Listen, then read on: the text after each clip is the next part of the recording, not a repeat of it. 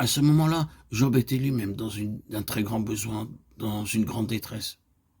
Un jour, il avait tout perdu. Ses enfants moururent, ses maisons furent détruites, et tous ses biens furent enlevés, et son corps était couvert d'ulcères.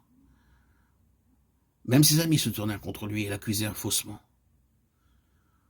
Et lorsque Job se mit à prier, il ne dit pas d'abord « Oh Dieu, regarde à ma détresse, regarde à mon besoin, guéris-moi, rétablis-moi ». Il ne dit pas non plus « Oh Dieu, regarde mes amis, m'accusateurs, punis-les » au lieu de me témoigner leur sympathie. Ils ne font que me condamner. Job n'a pas prié de cette manière-là, mais il oublia son propre besoin en faveur de celui de Dieu.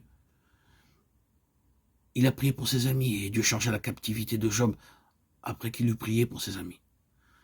Seigneur, pardonne-leur, même s'ils m'accusent à tort, pardonne-leur quand même, ne les punis pas, aie pitié d'eux, bénis-les. Prenez maintenant cette eau et cette bélier, allez auprès de mon serviteur Job et offrez pour vous un holocauste. Job, mon serviteur, priera pour vous, et c'est par égard pour lui seul que je vous traiterai pas selon votre folie, car vous n'avez pas parlé de moi avec droiture, comme l'a fait mon serviteur Job.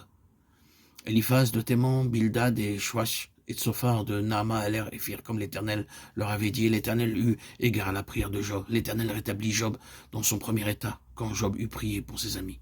Et l'Éternel lui accorda le double de temps de ce qu'il avait possédé. Job 42, 8, 10. Job a prié pour eux. Il est dit dans l'Écriture que Dieu changea sa captivité, qu'il rétablit alors Job. C'est ainsi que nous devons apprendre à prier, en pleine connaissance du besoin de Dieu. C'est de cette façon que Dieu enseigna Anne et lui montra comment elle serait élevée très haut par l'obéissance envers le Seigneur. De la poussière, il retire le pauvre, du fumier, il relève l'indigent pour les faire asseoir avec les grands. Et il leur donne en partage un trône de gloire. Car à l'Éternel sont les colonnes de la terre, et c'est sur elles qu'il a posé le monde. 1 Samuel 2, 8. C'est ainsi qu'elle priait. Lorsqu'elle se mit à prier de cette manière, s'apprêtant à répondre aux besoins de Dieu lui-même, alors Dieu l'exauça, elle aussi.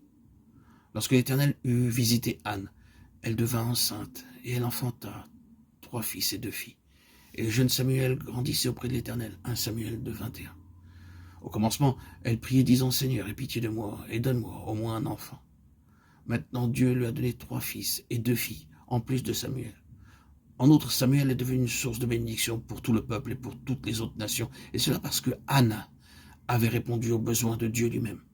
C'est parce qu'elle avait dit « Seigneur, si tu m'accordes un fils, il sera prêté à l'Éternel toute sa vie. » Nous trouvons peut-être que notre vie de prière est pauvre. Beaucoup d'entre nous ne prient que pour des choses terrestres, passagères, des choses mondaines. Très peu de chrétiens prient pour les intérêts de Dieu avec un fardeau pour d'autres familles, pour d'autres pays.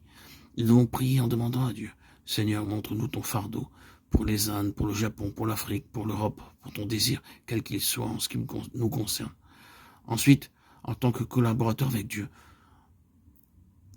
nous nous mettons à prier pour d'autres familles, pour d'autres personnes de différents lieux.